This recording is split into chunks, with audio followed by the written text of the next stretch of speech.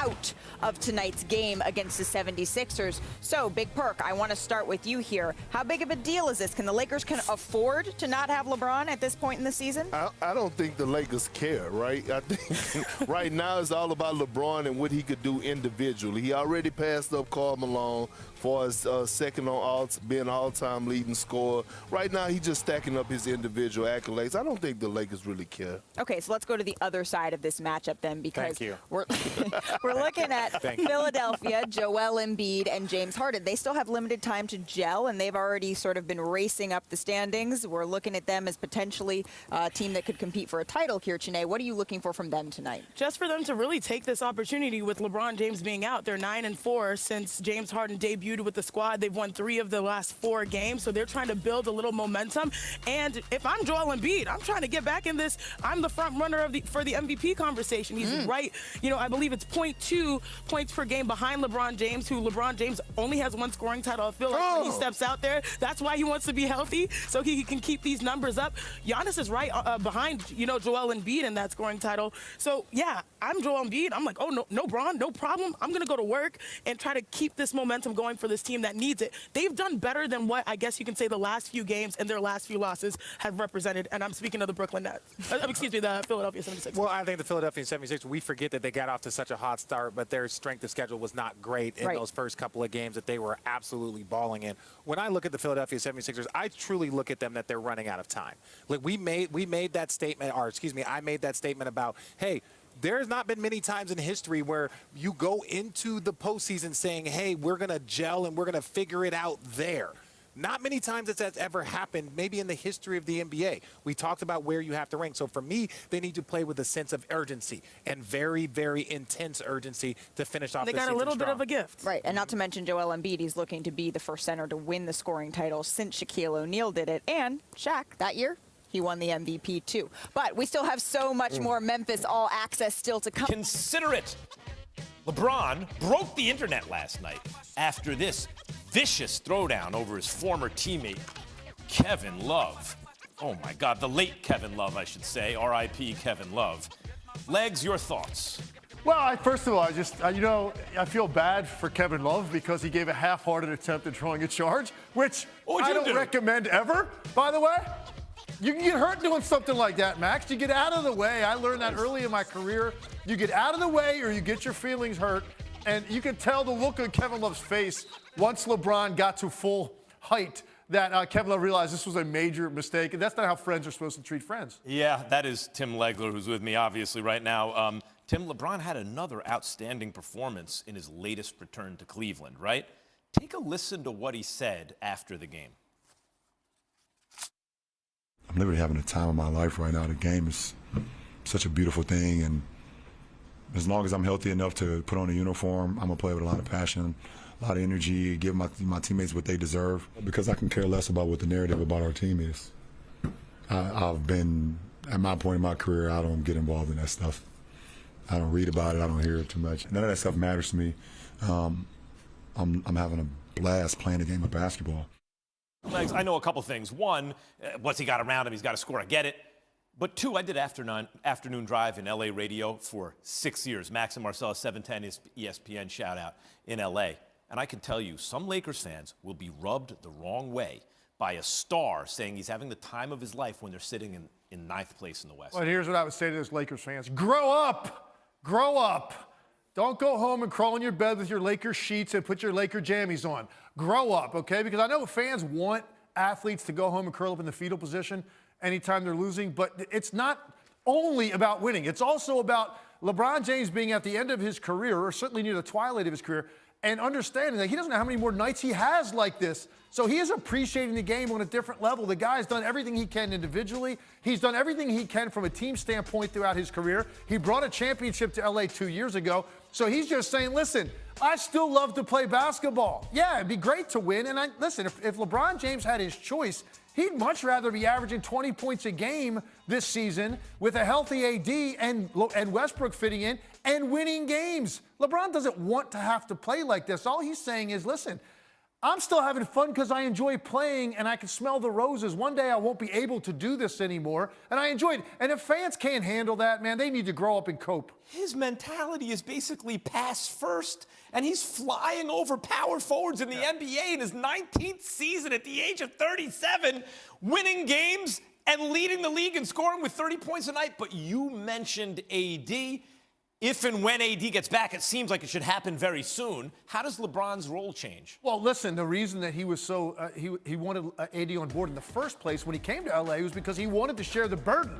LeBron James willingly accepted Anthony Davis be the primary source of what they do offensively, and that is why Anthony Davis was a Finals MVP, because LeBron James was willing to give it up because he just wants to win. So that's how his role will change. But here's the problem, though, with that.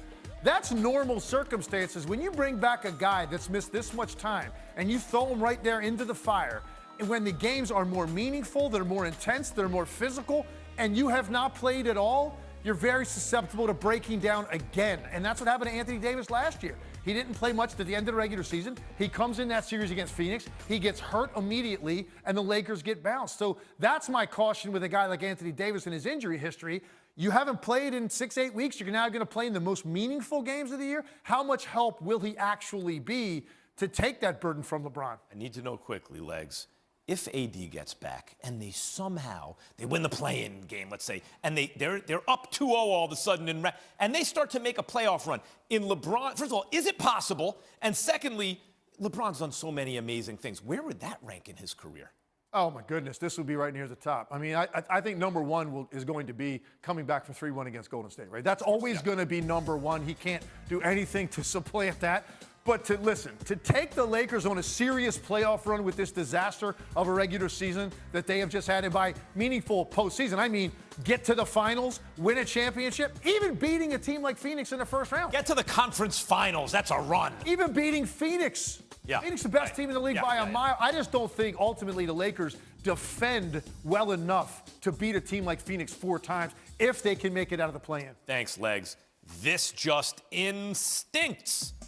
Shaq, hanging at the DJ table during a concert, gets a ball thrown toward him. Look at this. So what does the Diesel do? He sinks the free throw into, look, there it is, the crowd basket. Tim, what do you think? Man, I mean, is that all it took for Shaq to be a better free throw shooter? Some music, some disco lights, and a crowd of people in the court. And maybe he's an 80% foul shooter. That's the most unlikely basketball thing of the whole week. I love it, Shaq man. hitting a free The throw. ultimate entertainer, Shaquille O'Neal. Oh, is he the best? This is for LeBron James, a standing ovation. Kid from Akron, back home where he said he brought the land to the championship they so desperately wanted. LeBron to him, emphatically. Look out below! Oh my Lord! LeBron James on fire back in Cleveland. LeBron, throw it down, King! LeBron James unconscious, just a kid from Akron. It's always good to come back here and be in this building with these fans, and especially in front of my family and friends. The King likes the home cooking. LeBron James with a 38-point triple-double, leading the Lakers to a 131-120 win over the Cavaliers. It was LeBron's only visit home this season other than the All-Star game last month. It was his 105th career triple-double and 6th this season. And after the game, LeBron saying that he is having the time of his life. I can care less about what the narrative about our team is. I've been, at my point in my career, I don't get involved in that stuff. I don't read about it. I don't hear it too much. It's like really, I go home, drink wine or drink tequila every night. And if I'm at my house in LA, I'm watching a movie with the kids or I'm playing Madden. None of that stuff matters to me. I'm having a blast playing a game of basketball. You know, and like I told the other night, I said, yes, I get frustrated and, you know, angry from losses and things we could have done better and things of that nature. But, I mean, once I leave the arena and I get home, I'll leave it there. I kind of I'll leave it there and let's move on to the next day. How can we get better? So I'm literally having the time of my life right now. Yes, it's quite a run for the 37-year-old as LeBron has put up at least 35 points in each of the past 3 games. Overall, he has 7 games scoring 35 or more points since turning 37. That's tied with Michael Jordan in the 2001-02 season for the most 35-point games by a player aged 37 or older in a season. But is LeBron really having the time of his life right now? Stephen A. and J.J. Redick with the answer to that in First Take's Last Take. I think this is a great example of someone having perspective and someone having gratitude.